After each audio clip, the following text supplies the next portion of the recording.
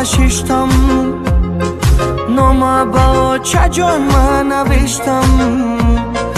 ببخشا چه این گشت سر نوشتم جوانی را کنج زندان کاشتم طاقت ندارم چه در زندان جدا ای شمای و ای فرزندان زندگی با من دیگر مهم نیست نباشید شما در برم آچه جان سلام علیکم به مردای مردان سلام علیکم کسی کی هم دردای سلام علیکم به مردای مردان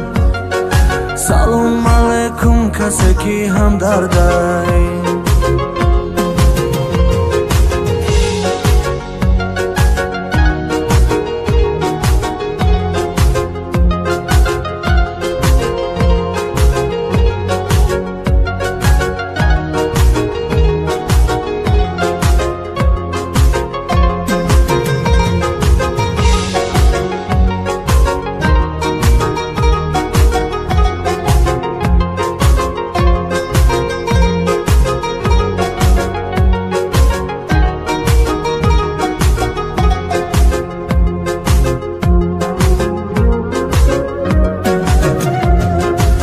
که زندانی دیگر در آزادی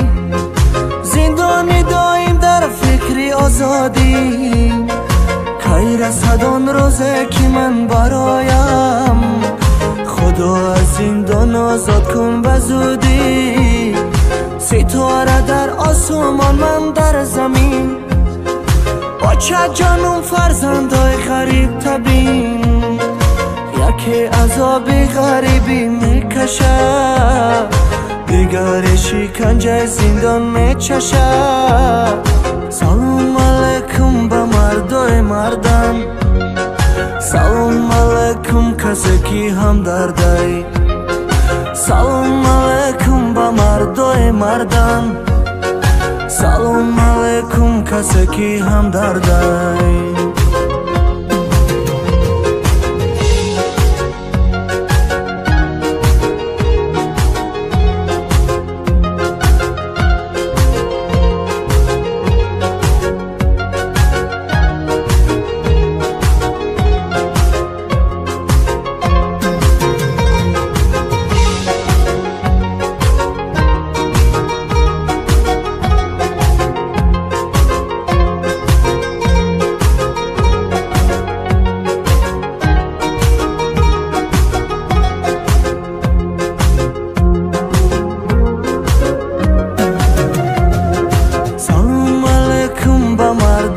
مردان سلام علیکم کسی کی هم دردای سلام علیکم به مردای مردان سلام علیکم کسی کی هم دردای